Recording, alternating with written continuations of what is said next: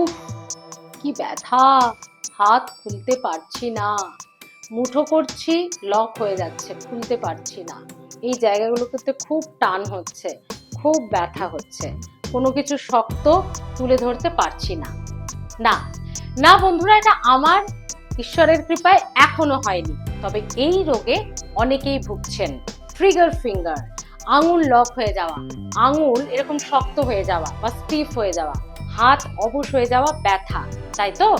এরকম বয়সজনিত কারণে অনেকেই ভুগছেন, কিন্তু প্রপার এক্সারসাইজ করলে বয়স্ক মানুষের তো সারা নানান রকম শরীরে ক্রিয়া বিক্রিয়া ঘটে, ফলে নানান রকম অসুখ দেখা দেয়।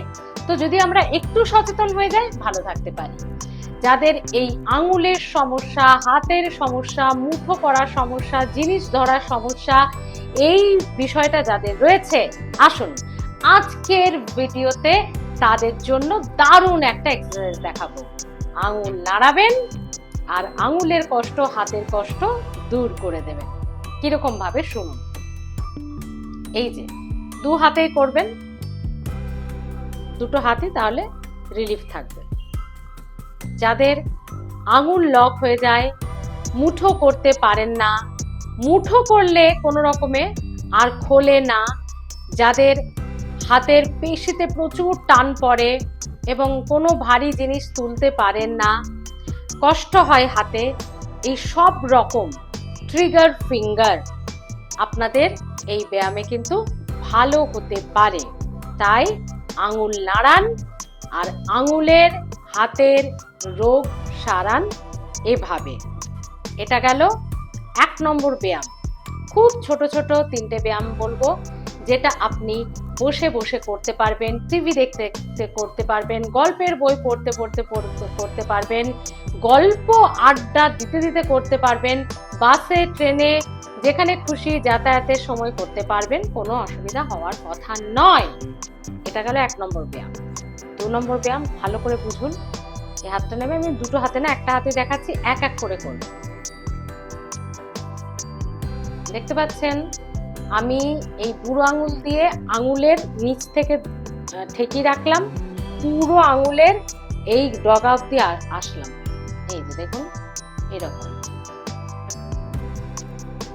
দেখতে পাচ্ছেন কিভাবে করছি। আমার আঙুলটা খেয়াল করুন।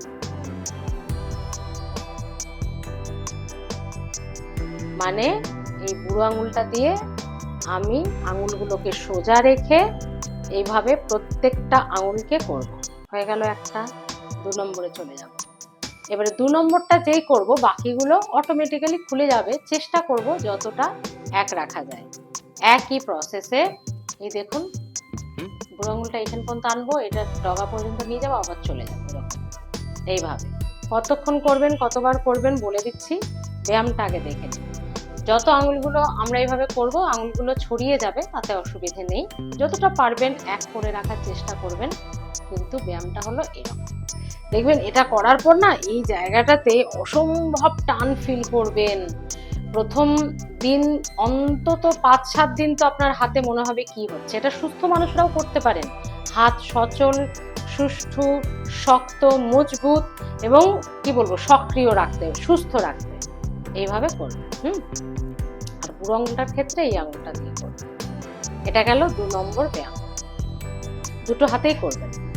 2 নম্বর ব্যায়াম। 3 নম্বর ব্যায়াম কিছুর উপরে রাখবেন। এখানে বুঝতে পারছেন, আপনারা দেখতে পাচ্ছেন কিনা, তাই সামনে কিছুর উপরে একটু রাখতে হবে। সেটা টেবিল হোক বা বুকের কাছে বালিশ নিয়ে হোক, একটু শক্ত জিনিসে রাখলেই ভালো হয়। তাই টেবিলে বসলে এটা ভালো হয়। এরকম রাখবেন, রেখে দেখতে পাচ্ছেন আমি আঙুলটাকে পেছন দিকে করছি। এবার বলি, এমন করে বেঁকাবেন না যে আঙুলটা ভেঙেই গেল, এমন করে পেছন দিকে ঠেলবেন না যে আঙুলে ফুলে গেল। আঙুলে যতটা আরামসে যাবে, যতটা রিল্যাক্সলি যাবে, ততটাই। কারণ প্রথম 10 দিন খুব কষ্ট হবে, তারপরে আস্তে আস্তে কমবে। যারা এই ট্রিগার ফিঙ্গারে ভুগছেন, চিকিৎসককে দেখাচ্ছেন, ফিজিওথেরাপি করছেন, তারা প্লিজ একটু পরামর্শ নিয়ে নেবেন এই ব্যায়ামগুলো দেখিয়ে যে করবেন কিনা। কারণ তারা কি পজিশনে আছেন, কি অবস্থায় আছেন, তার কি কি ফিজিওথেরাপি চলছে সেটা তো এখানে বসে আমাদের পক্ষে জানা সম্ভব নয়। তাই একটু পরামর্শ নিয়ে নেবেন আপনার যিনি ফিজিওথেরাপিস্ট আছেন। যদি আপনি খুব অসুস্থ, খুব ট্রিগার ফিঙ্গারে ভুগছেন, অলরেডি ট্রিটমেন্ট চলছে, আমরা তো জানি না যে আপনার কি সিচুয়েশন। আমার একটা জিনিস মাথায় রাখবেন, রোগীর কন্ডিশনের ওপর কিন্তু ডিপেন্ড করে তার চিকিৎসার ডোজ বা ডুজ অ্যান্ড ডোজ কি হবে, কোনটা হবে কোনটা হবে না। দু হাতেই এরকম করে নেবেন। তো বন্ধুরা, এই 3টি ব্যায়াম এছাড়াও আরো একটি সহজ ব্যায়াম,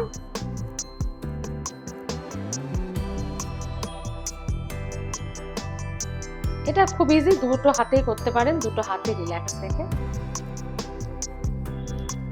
সবগুলো মিলিয়ে সকালে 10 মিনিট, সন্ধ্যাবেলায় 10 মিনিট, যাদের টাইম আছে।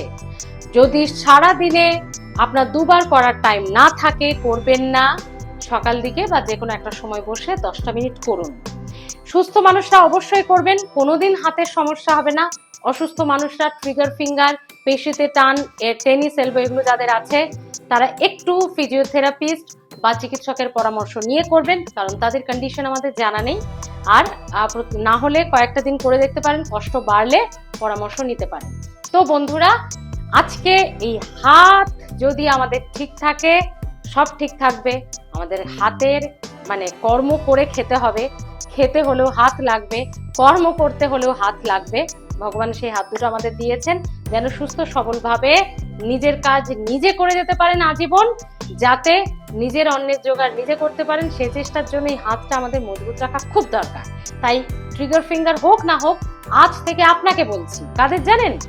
যারা লেখালেখির কাজ করেন, যারা বিভিন্ন রকম ওই মেশিন টেশিনে এই ধরনের সবসময় হাতের কাজ করছেন, যারা কম্পিউটারে বসে সারাদিন কাজ করছেন, মানে যাদের হাত প্রচন্ড অ্যাক্টিভ বা একভাবে কাজ করে যাচ্ছেন, এইরকম ভাবে কোনো সুতো গোটানো, কোনো মেশিনের কাজ, কোনো কিছু করে যাচ্ছেন একই স্টাইলে, তার মানে তো এটা রিল্যাক্সড হচ্ছে না। আপনি যদি এমনি এমনি এমনি এমনি করেন, রিল্যাক্স হবে, কিন্তু ঘন্টার পর ঘন্টা আপনি যদি এরকম করেন, আপনার হাতগুলো তো স্টিফই হচ্ছে।